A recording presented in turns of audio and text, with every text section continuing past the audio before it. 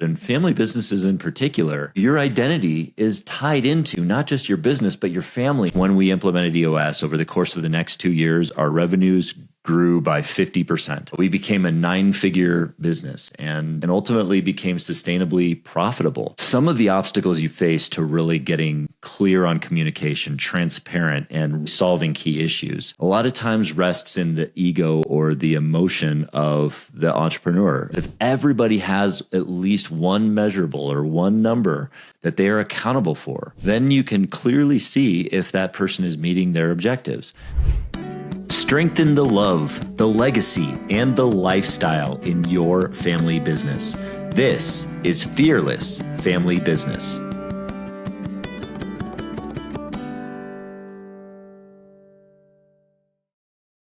Hello, everyone, and welcome to the Fearless Family Business Show. My name is Adam Hill, and I'm really excited for you to be here today. I am super excited to share some good news with you. I've been singing the praises of EOS, the Entrepreneurial Operating System, for years now. We've implemented it in our business a few years ago. It's changed my life, and I've certainly become a raving fan of EOS. I've shared a lot about it on this show in the past, and also on my previous show, Flow Over Fear. And recently I made the decision to pursue that new venture to become an EOS implementer in my own life to help family businesses and other businesses to implement EOS in their companies.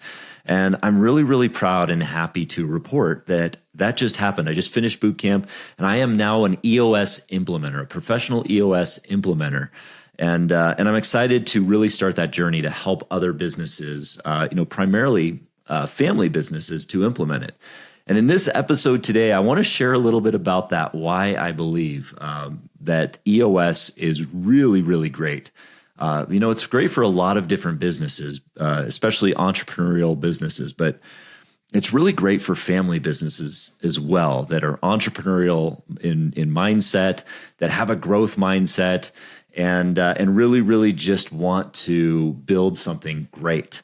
I'll share a little bit about our story on how we adopted EOS, even after, being well over 90 years old and already 90 years in business, and how it was successful for us. But, many of you may be thinking, well, what is this EOS thing that you keep talking about? You might have heard it in various places. You may hear other people singing its praises. Well, EOS, again, is the Entrepreneurial Operating System, and it was created by an entrepreneur, easy for me to say, entrepreneur named Gino Wickman. And Gino Wickman was an entrepreneur since the age of 21. And when he was in his 20s, he was actually asked to come and work for his family business to help lead that family business that he was in, and he spent the next few years with that leadership team in his family business, turning it around and turning it into something great.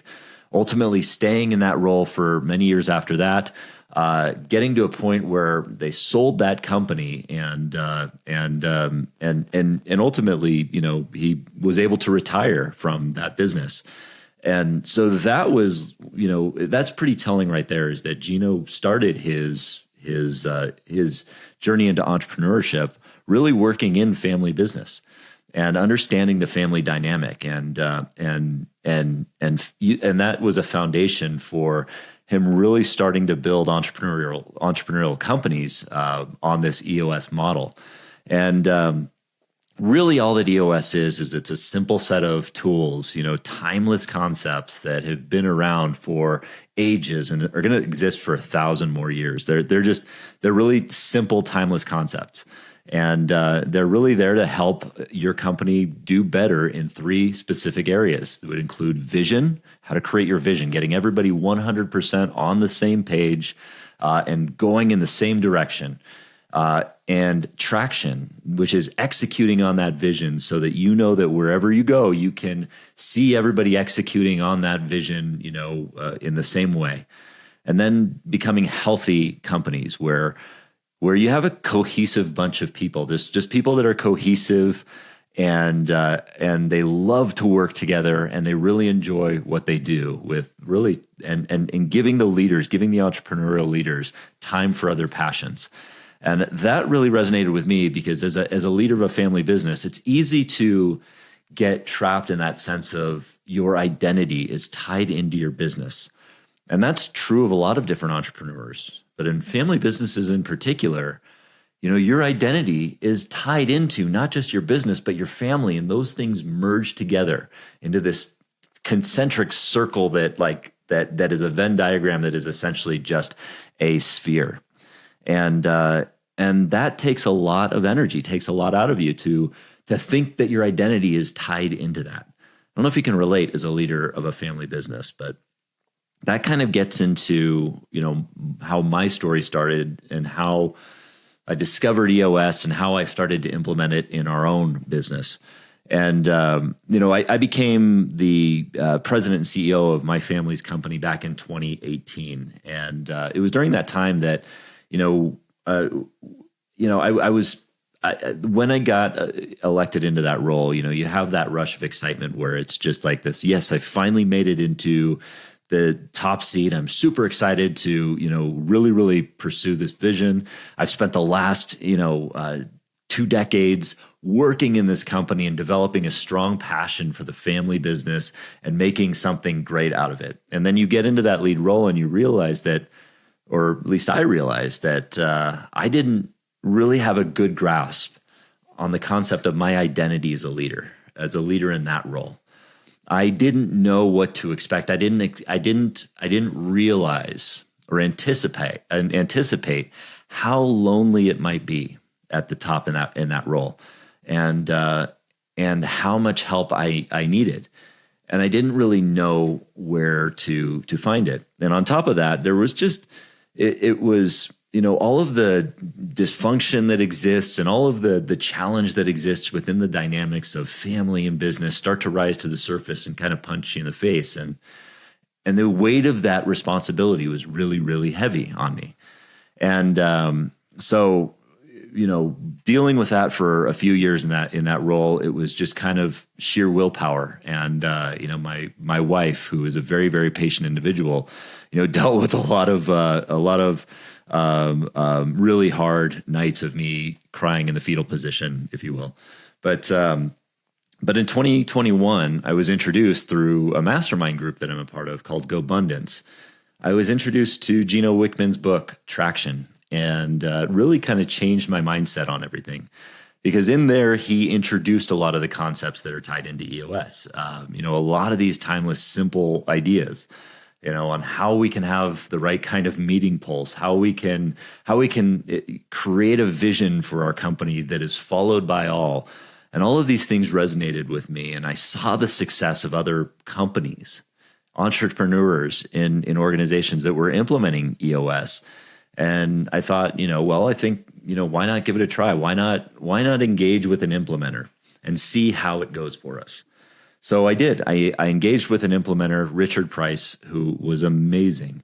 And he came to us and he gave us a 90-minute presentation on EOS, sharing all of the concepts, basically unloading a fire hose of information into our collective psyches as a leadership team. And we decided to hire him to go forward with it. And it really, really changed our business. It wasn't an overnight success by any stretch, but we recognized, we realized where our challenges were. When we started to create a vision for ourselves and started to look more objectively at the data and look at the issues that existed within our company. All of those issues, all of the challenges, all of the problems, all of the obstacles that were in our business just started coming right up to the surface and kind of hit us in the face. And, at first when that happened to us, it was like, oh my gosh, things are more difficult than we thought. But really, in reality, what was happening there was that transparency that existed early on was a signal that we were opening up in such a way that those things were naturally coming up. And it was a good thing that we were starting to see some of our blind spots. And so, one of the first things that happened in there is we started to get more clarity, more transparency, as those blind spots started to open up. And with those blind spots also came other blind spots to opportunities or good things that we could take advantage of. And so both of those things came to the surface as things we could solve and things we could take advantage of. And, setting a long story short so that I can kind of get into the meat of this episode, for us, when we implemented EOS over the course of the next 2 years, our revenues grew by 50%. We became a 9-figure business and ultimately became sustainably profitable. But most importantly, our leadership team became aligned and unified around a common vision for our company.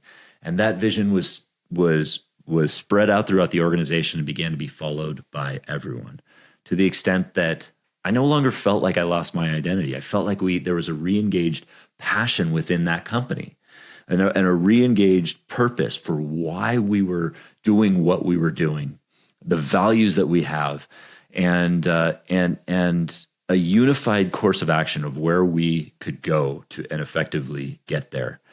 And additionally, our leadership team started to find a bit more freedom as we began to delegate and elevate ourselves to the level that we needed to be, to let go of the day-to-day stuff that really gets in the way of what we truly need to do as executives in the organization, and really focus on working on the business and not as much in the day-to-day of the business. And that opened things up. It helped us work. And the company, it's still a work in progress. Of course, every company is. You never, ever, ever, ever get to 100% strong on everything. You just don't. You can't. It's an impossible goal. But what can happen is you can continue to improve on that. You can get to 80, 85, 90% strong. And then you can really, really start to see those changes take hold and start to see the freedom in your own life, in your own business. And that's really what I loved about EOS, is not just the benefits it gave to our business. It was the benefit that it gave to my life. Ultimately, I adopted these concepts, not just in the business, but in my life. And it's been a dramatic improvement overall. So why do I think that EOS is great for family business in particular? Well, in addition to Gino, really starting these concepts of EOS and really coming from a background of being in a family business, let's look at the dynamics of family business and what we're trying to solve and how EOS can really take advantage of that. Within any business, within any entrepreneurial company, some of the obstacles you face to really getting clear on communication, transparent, and really solving key issues, a lot of times rests in the ego or the emotion of the entrepreneur. That becomes an obstacle. It becomes hard to work through the being in the box or working in the business or feeling like you just are spinning your wheels. And, for families in particular, we seem to get entrenched in the dysfunction, don't we? Because we have an additional source of personality, which is family. That very same thing, family, is also can be the source of love within an organization. And that's, of course, the nature of why I have, the 3 core values of this show, and why I think family businesses want to exist, because you want to strengthen the love, the legacy, and the lifestyle in your family business, right? But a lot of times that love is accompanied by dysfunction, just an inherent dysfunction that exists within the family dynamic. And we see that best represented on Patrick Lencioni's conflict continuum. It comes from the 5 dysfunctions of a team that Patrick Lencioni wrote. And on that conflict continuum, you really have 2 sides of the spectrum. On one side of the spectrum, conflict exists in a mean-spirited way. Like it's just mean-spirited. This is where you're name calling. You don't have any empathy for the other side, and you're just digging in and just being really, really mean-spirited when you have that conflict. It's like, I'm so tired of him coming after me. Why doesn't he think the way I do? Why don't they do this? Blah blah blah. That's the mean-spirited nature of it. And that, of course, is destructive conflict because it doesn't result in any construction. We actually did an episode. I actually did an episode on this where I talk about the conflict and the conflict continuum. So check that one out. So briefly, on the other side of that conflict continuum is kind of an equally challenging dynamic, which is artificial harmony.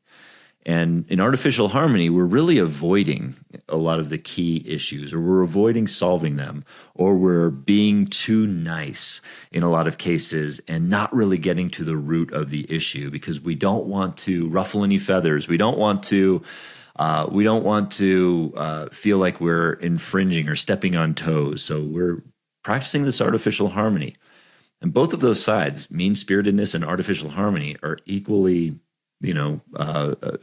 toxic in an organization, because what it means is in both cases, you're really not getting anything done. On one side, on the mean-spirited side, you're entrenching in it and you're digging in your heels on one side, and the other side, on artificial harmony side, you're avoiding it and you're not getting things done on that.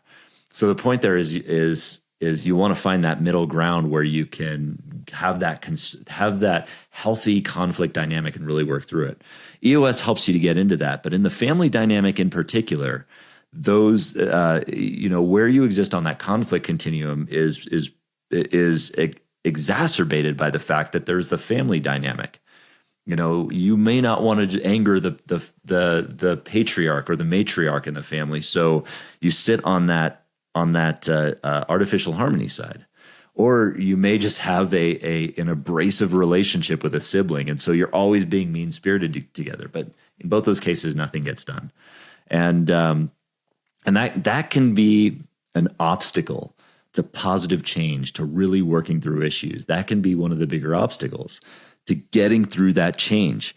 And so what is needed in that instance is some kind of system, a system to help you navigate the conflict, to navigate those conversations, and to healthfully navigate a lot of that stuff. That's why I think for families in particular, something like an EOS system can help, because it helps implement that communication. And it starts with the first three parts of EOS in the EOS model, which are, vision, people, and data. When you can come together with your leadership team and work with an implementer to really create a powerful vision, something that has, something that articulates your core values, where you're able to articulate your core values clearly, you're able to articulate those as what you represent, what's in your DNA, and how you show up in the world. You're clearly able to articulate, what your tenure, what your purpose is, why you exist in this world, and what your core focus is what they call it. And then your 10-year target and your 3-year plan, and really articulating what that vision is. Then that helps you to at least align around that vision. Make sure you're all pointed in the same direction, and that you're all clear on that plan and moving in the same direction of that plan, and that everybody's on board with that. If you can get, all of the leadership in the family, in that leadership team, however that structure looks, all on the same page with that, that's the starting point, because you're agreeing on that. And then you can start to focus on things and then you can look at the people issues, which are RPRS, like right people in right seats, coming from the Good to Great book, where talking about RPRS, right people, right seats, and RPRS issues are really hard in family business, but that's equally why it's important to cut through that dynamic of but Eddie's our cousin and we don't want to throw him under the bus, or even though he's really not right for this job, he's our brother, or whatever that might look like. Those particular things create obstacles in a family business as well. And when you can more objectively look at things like the RPRS issues by starting with structure, that can help you to cut through a lot of those RPRS issues. It doesn't make them any easier to solve, But at least if you're getting on the same page with that vision, you can, and you have this clear idea of where you're going. And then you start with structure, meaning identify the roles that you need first before the people. Well, then you can start looking at how you fill those roles. And if you just trust the process, if you're filling those roles with people and not thinking about, yeah, but where's cousin Eddie going to fit? Or where's my brother Frank going to fit into this? If you're focusing on that, you're going to get the right people in the right seats who are leading by your values, who get it, want it, have the capacity to do it. And then you can identify, at least then it will be clear to you and your leadership team who might be out on the periphery, who may not have a role in that. And at that point, you can begin to address it. You can address it more objectively, and you can address it in such a way that is it a get it, want it, capacity to do it issue? Is it a values fit? What is the issue there? But then at least you can directly address it with that family member or that individual, so that you can either find a solution to that or just, part ways in a more amicable way. And again, that's much easier said than done, but this at least provides a clear process to do it. EOS provides a clear process to be able to do that if you have the discipline and the courage to execute on it. And, what further helps with those RPRS issues is also the data component, where you have that clear scorecard and those clear measurables.